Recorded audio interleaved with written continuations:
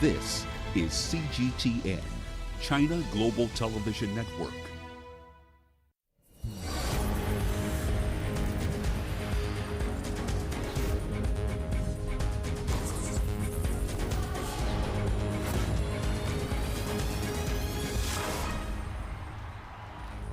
It is 12 days to the WRC Safari Rally and excitement is building up in the East African country. Rally drivers are getting ready to put their best foot forward, including Kirit Rajput, a racer who's seen his son and daughter follow in his footsteps in motorsport. Also, the Ugandan rally champion Yasin Nasser will be heading to Kenya to test his mettle against the best drivers in the world. Those stories and more coming up. Hello and a very warm welcome to the home of African sports news, views and interviews. This is Sports Scene here on CGTN. I'm Mahia Mutua in Nairobi. Also coming up, the story of the cancellation of the African Athletics Championships. Hello and welcome to the program. Let's start with an update of our breaking news story from the Euro 2020 tournament. Danish team captain Christian Eriksen is awake and undergoing further examinations at a hospital in Copenhagen after collapsing on the pitch during Denmark's Euro 2020 Group B game with Finland in the capital city. The incident happened as Denmark were preparing to take a throw-in. Players rushed to his rescue, with the referee stopping the game to allow the Inter Milan player to receive treatment. So far, not much is known about his condition. But the level of concern amongst the players and fans was evident as the medics performed CPR. Denmark players also surrounded the medics to accord the players some privacy. Eriksen is conscious and in a stable condition in hospital. The match has since been abandoned. Those updates coming from the Danish FA and UEFA saying that the player is now stable. We will, of course, continue to keep you updated on that story. Well, returning to our top story, the return of Kenya's Safari Rally to the World Rally Championship calendar has rejuvenated interest in motorsport in the country. The rallying family of Kirit Rajput, as well as his son and daughter, are some of the local lights in the sport. CGTN's Chao Mgono brings us their story. The Safari Rally endeared motorsports to millions of Kenyans in its heyday. Kirit Rajput is one of those who picked up interest, having been inspired to the sport by his friends. Unfortunately, I wasn't inspired by anyone in the family, like most of the predecessors are, but just friends and just following the sport at a young age, and then I got a chance and I got into it. Rajput races as a member of his team alongside his son and daughter, mostly in autocross events. They started at a very young age. My daughter and son started at the age of 5. They were doing karting. So Yuvraj is also a defending karting champion. So it was easier progressing from karting into rallying because karting is actually a lot faster because you're so closer to the ground. So I think karting removed the fear of speed out of their heads, and then when they came into rallying, they were a lot more comfortable. Rajput's kids, Yuvraj and Kiana, have big dreams and ambitions in the sport. Hopefully later on I can start do rally, then later on maybe move on to WRC and Formula 1. I want to become a professional racer and a professional horse rider. My ambitions personally end here at club level, but I'm hoping that my children can progress onto bigger things. Now that the Safari is back, the motorsport scene in Kenya is going to get better and better. And hopefully, young kids will be scouted by the world teams. And I guess they're in the right platform at the moment to be recognized when they get older. The return of the Safari Rally to the WRC will hopefully motivate more Kenyan families like the Rajputs to engage in the sport that is working to reclaim its glory days in the country. Chao Mgono, CGTN. Now, South African veteran rally driver Guy Botterill will not be competing at the WRC Safari Rally due to logistical reasons, but intends to keep fighting for the African Rally Championship title. CGTN's CS Du Plessis caught up with the rally driver at his workshop in Durban. The COVID-19 pandemic has wreaked havoc with all sports across the world, but has been particularly brutal on the African Rally Championship and other rallying events, leading to an extremely congested calendar. The organisers have done a fantastic job to allow us to race, but at the same time it's been incredibly challenging. This year we had 12 events for the whole year, and we're halfway through the year and we've only done 2 events. So the calendar is incredibly tight at the moment. So we've got 10 races left for the second half of the year. The multiple South African rally champion says despite having a torrid time during the Equator Rally in Kenya, it was an honour to mix it up with the other drivers in the ARC. It's also an honour to race against those guys. We don't race against them all the time. We hear about these guys from East Africa and how quick they are. And boy, when you're there, they're really quick. And, they're just great people to be around, not only to race against them, but to interact with them and call them friends. It's really good to race with them. The 35-year-old has come in for some criticism for withdrawing from the much-anticipated WRC Safari Rally event. But due to logistical challenges compounded by the uncertainty of travel during COVID-19, he and his team had no other option. The preparation on these cars is huge, and a lot of the times the race is actually won in the workshop. So that is why we've decided to pull out of the WRC. We're not servicing in our home country, we're not servicing in our own workshops and our own facilities, so it always makes it difficult. The business owner is adamant that he will return for the WRC event next year and concedes that his main objective is to challenge for the ARC title, where he is joint championship leader after 2 events heading into the next event in Tanzania. It will really be a dream come true to win the African Rally Championship, and to partake in Africa is an incredible challenge, and everyone that's done it before says yes, it's really amazing to partake, but to win will be something super special that we'll cherish forever. The 7-time South African champion says the decision to withdraw from the WRC Safari Rally took about 2 weeks to make and wasn't an easy one. But his focus right now is in completing the remaining ARC events and staking a claim for the coveted Continental Rallying title and realizing a lifelong dream. CS du Plessis, CGTN, Durban, South Africa. Well, the World Motor Rally Championship is back in Africa. The famous Kenya Safari Rally due this month has attracted the world's best drivers. African drivers too will be in the fray, including Uganda's national rally champion Yasin Nasser, who is raring to go. CGTN's Leon Senyange now reports. It's always been Yasin Nasser's lifetime dream to compete on the world stage. The Ugandan rally champion will this month take on Kenya's Safari Rally. It's the first time in nearly 2 decades that the rally, famous for being the most difficult in the World Series, is hosted as a World Rally Championship event. In Africa, basically, after 19 years, when we were still kids, we never expected, first of all, that we are going to drive a rally car. And then suddenly 5 years ago, you start driving a rally car. After 4 years, you win a championship. And the 5th year, you're going to drive in a WRC event. WRC event is one of the biggest events in the world. The rally was postponed last year because of the COVID-19 pandemic. But with all clearances done, Yasin is raring to go. It is a few days to the rally and all is set for this Ugandan crew. The car is ready to go. But there has been a lot of work put in to get the team fully prepared for what will be an extremely grueling event. Ali Katumba will be calling the personals for Yasin Nasser during the Safari Rally.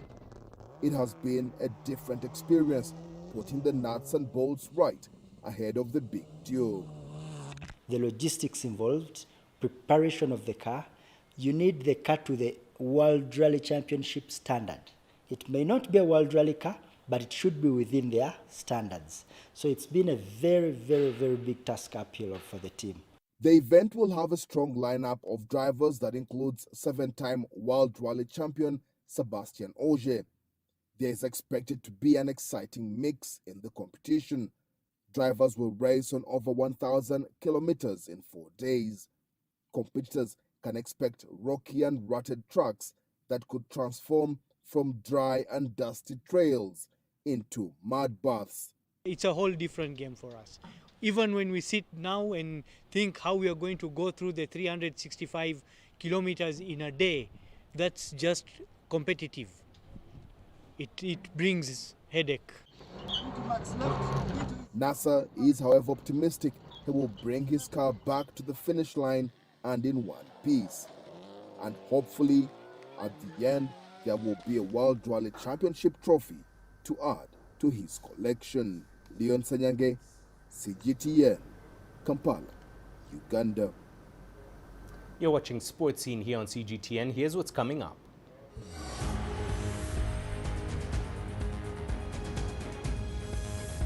We bring you the story behind the cancellation of the African Athletics Championships.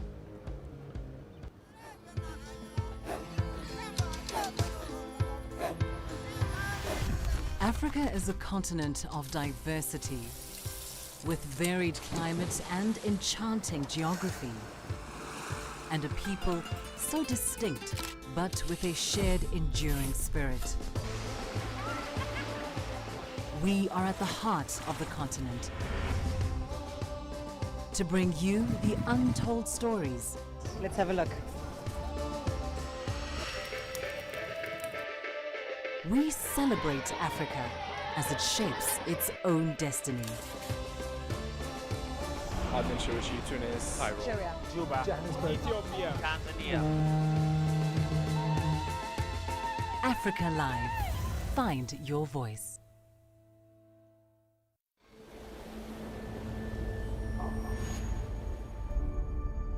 How would you create your legend? On the fields, on the tracks, in the arenas of Africa. Were you born to be a player? Could this moment be yours?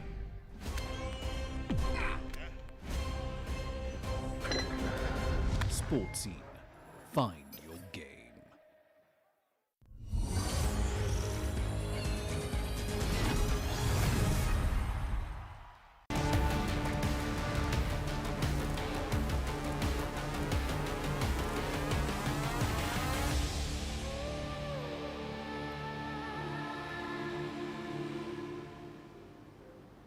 Let's turn our attention to the Olympic Games now. Athletes who are expecting to use the African Athletics Championships in Lagos, Nigeria to qualify for the Tokyo Games have been dealt a major blow following the cancellation of the event.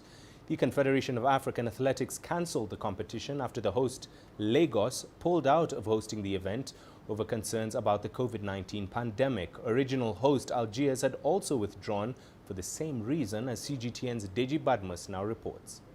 With Nigeria still battling the COVID-19 pandemic and some restrictions even on sporting activities still in place, it was always going to be a gamble to host a continental championship in Lagos, the epicenter of the outbreak of the pandemic in the country. It therefore came as no surprise when the city eventually backed out of hosting the African Athletics Championships. It's a sad news for us because everyone was looking forward to the competition coming back to Nigeria after Nigeria hosted in 2018 in Asaba. We felt, okay, it's coming back again, and we're going to be hosting, and Lagos was going to be in charge this time, and nothing better than the Center of Excellence actually hosting an athletics competition.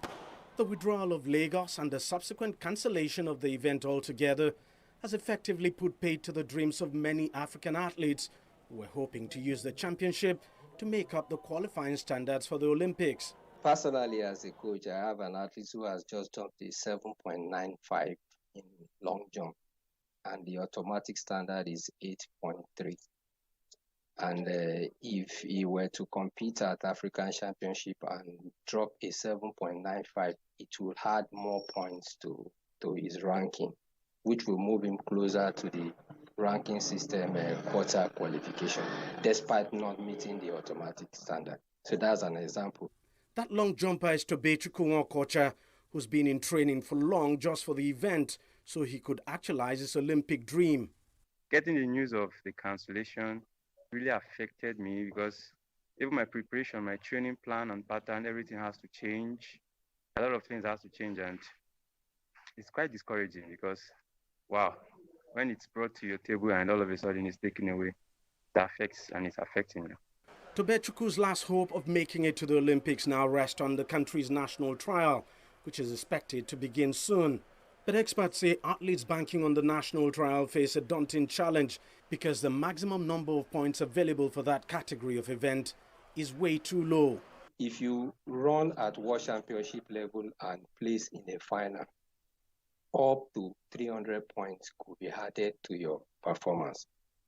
When you compete at GL, which the African Championship fall into, you will gain as much as 150 points.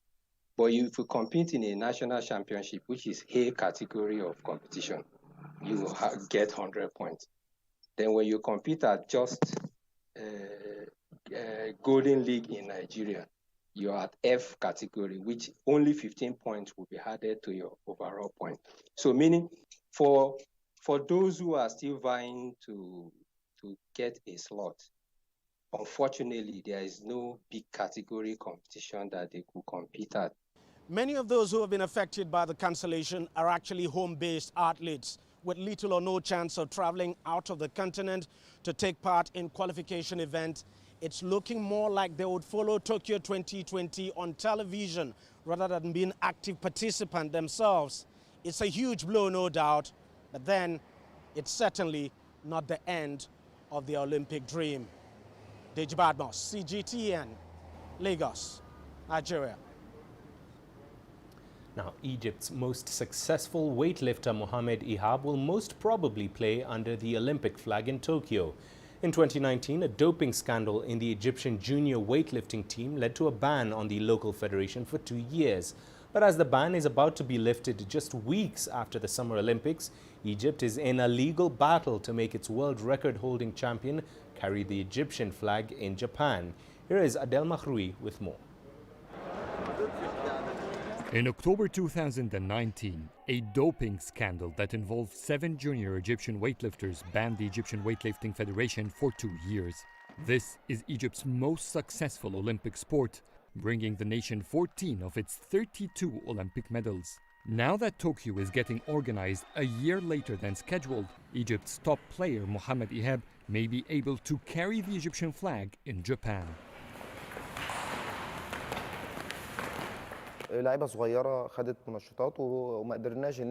One player's mistake made others pay for it. The Egyptian Federation got a 2-year ban. Therefore, I announced my retirement. I gave up on my dream. After winning gold in all competitions, the only thing missing was an Olympic gold. When the Olympics got postponed because of the coronavirus, hope revived.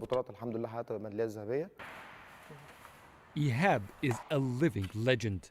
Since his bronze in the Rio Olympics, he won a gold, silver and bronze medals in the 2018 World Championships. The same competition saw the latest world record he broke, a magnificent 173 kilogram snatch. He also won 3 gold medals in each of the last Afro-Asian and African championships. Ihab qualified to Tokyo because the COVID-19 pandemic cancelled the latest edition of the African Championship.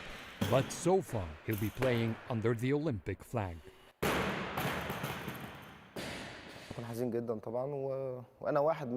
I will be devastated if I don't carry the Egyptian flag. I am one of many who dream to achieve something new. My suit will be colored with the Egyptian flag colors. In any case, people know that I am Egyptian. In any way, history will remember that I wasn't involved in the doping crisis, and my priority is to play with the Egyptian flag. If not, there is the Olympic flag. But if the Egyptian Olympic Committee refuses that, I won't play. Mohamed was never involved in the sample issue that emerged before. He gets tested on a monthly basis, and no problems have been reported. We are trying to resolve the crisis with the International Federation based on the fact that they've taken the decision so late, and the ban should have taken effect much earlier. Egypt's Olympics Committee is currently in 2 legal battles. The first is to end the international ban early. The second is to make the most likely player to win a medal in Tokyo carry the Egyptian flag. There is a lot of red tape involved to look into the Egyptian appeals while the countdown for the Summer Olympics began.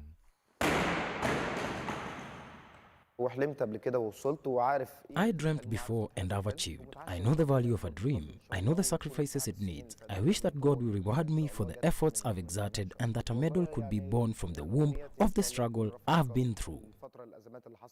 No matter what flag Ihab plays under in Tokyo this year, he's expected to amaze the world. Adel Mahroui, CGTN, Cairo. Now, the Moroccan city of Agadir will host the second and final round of the African Beach Volleyball Continental Cup from the 21st to the 28th of this month. Rwanda's women's team will be seeking to punch their ticket to the Tokyo 2020 Olympics at the tournament. CGTN's Mohamed Abubakar brings us their story. The Rwanda women's team will be among the 17 nations competing at the Beach Volleyball Continental Cup to be held in Morocco later this month.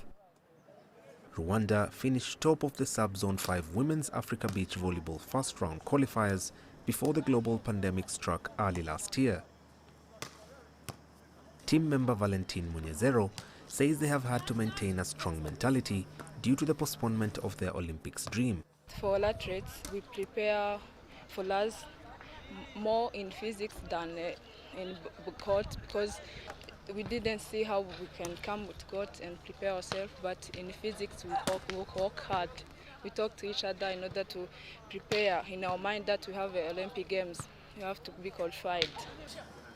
Coach Christophe Mudahinyuka expects tough competition in Agadir. He has urged his team to forget the challenges they have faced this past year and focus on the final push to make it to Tokyo. We have to explain them that even if it's another problem they face, they have to keep controlling and try to go on what they are target. When you have target, you have to use all means to arrive on your target. To book their ticket to Japan, Rwanda need to win the tournament. Only one slot is reserved for Africa, and that is the ultimate prize. They are presenting a country in Olympic Games. It's good for everyone, for all Rwandans, more for me, for my partner, for all players, for coach. Yeah, it's good news to raise our flag in Olympic Games. Dealing with the uncertainty surrounding the Tokyo 2020 Games has been an emotional roller coaster for many athletes. However, for these ladies, it will be a happy ending to a challenging year should they go on to secure their Olympic tickets to Tokyo. Mohamed Abubakar for CGTN, Kigali, Rwanda. Now, sport climbing is a new discipline that will make a debut at this year's Olympic Games in Japan. Very few countries in Africa have taken up this sport, but South Africa is leading the way with a young team that is all set for the Games. Here they break down the sports categories and how to score those crucial Olympic points. How's it? My name is Christopher Kosa. I'm on the South African Olympic team, and I'm going to explain to you how sport climbing works. We have 3 different events in our sport: speed climbing, lead climbing, and bouldering. So with speed climbing, it's a muscle memory based game. Not much going on inside your head besides kind of turning off and just going up the wall as fast as you can. Like, you've done it so many times, it's like walking, you just do it.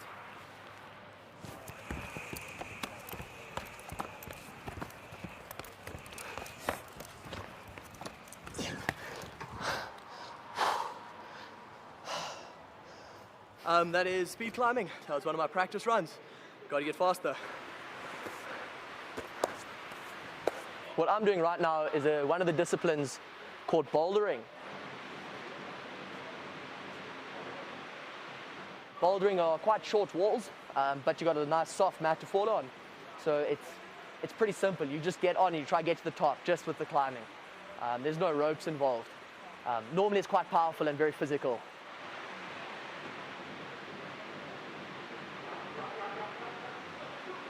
How the ranking system will work is you will multiply your rank in each discipline. For example, if you come first in lead, second in speed, and third in boulder, you're going to multiply your ranks together. So it'll be first times second times third, which give you a total of 6 points. And whoever has the least amount of points in the end will win. So now what I'm about to do is I'm going to go lead climbing. It involves using a rope and climbing as high as I can up the wall while following a specific set of colors. It's really good fun, and it's probably my favorite discipline. Yeah, I think it's going to be a great sport to watch. I think it'll be spectacular. Not many people really know what climbing is, especially here in Africa. So for people to hopefully have their minds blown and be amazed by what the human body can do, I look forward to seeing that.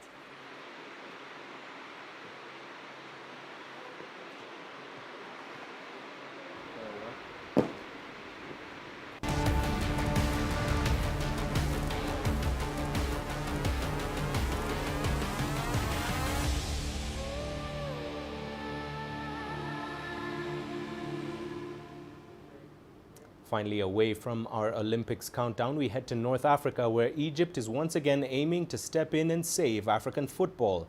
After CAF suddenly delayed the 2021 AFCON draw in Cameroon, the lack of readiness by the West African state has yet again been exposed.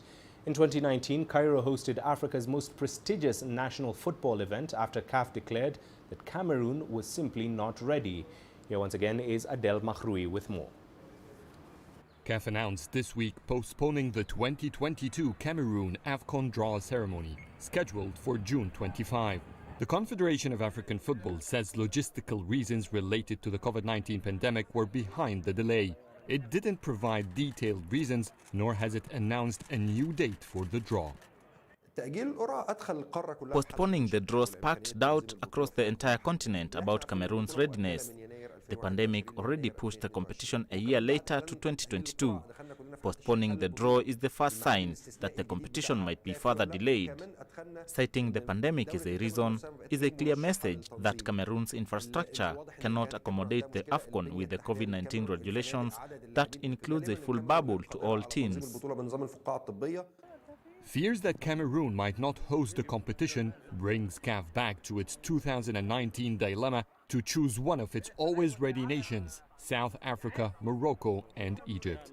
Given the COVID-19 infections in each, Egypt appears to be the strongest candidate for hosting the event. Shall CAF officially give a second yellow card to Cameroon? Morocco has reported double Egypt's infections, while South Africa has 7-fold more cases. Egypt hosted the latest AFCON and is the only nation to have hosted the expanded 24-team competition. No one else has undergone that experience before, so Egypt is the only proven success in that aspect. Also, Egypt has just hosted the 2020 Handball World Cup, a competition with 32 teams, and it implemented the full bubble system successfully. If it comes to it, Egypt is the most likely nation to host. This is not the first time a virus threatens Africa's Cup of Nations. In 2015, during the Ebola epidemic in West Africa, Morocco feared to host the competition. CAF then resorted to the last two hosts, South Africa and Equatorial Guinea, with the latter taking the responsibility. Egypt's ability and desire to host world-class events is no secret. This week alone, the nation is hosting both the gymnastics and the modern pentathlon World Cups. The budget for the AFCON, of course, will be much bigger, more so with CAF's required health measures. Holding the AFCON during the COVID-19 pandemic probably means no fans and therefore could inflict greater financial losses, more than the 2019 edition. Adel Mahroui, CGTN, Cairo. Finally, bringing you the latest on our breaking story from the Euro 2020 tournament, where earlier Danish midfielder Christian Eriksen had collapsed on the pitch in the match between Denmark and Finland. Now, the latest on that story is that the player had been resuscitated and was awake at latest news. That match is set to restart in just under 2 minutes' time. The players will play the final 5 minutes of the first half before a 5-minute break and then proceed to the second half. Well, that's it from us here on the latest edition of Sports Scene. Thank you very much for watching. Remember, you can send your feedback to the contacts on your screen now and follow us on our digital media platforms. Thanks for watching. We'll leave you now with some images of the sporting highlights this week.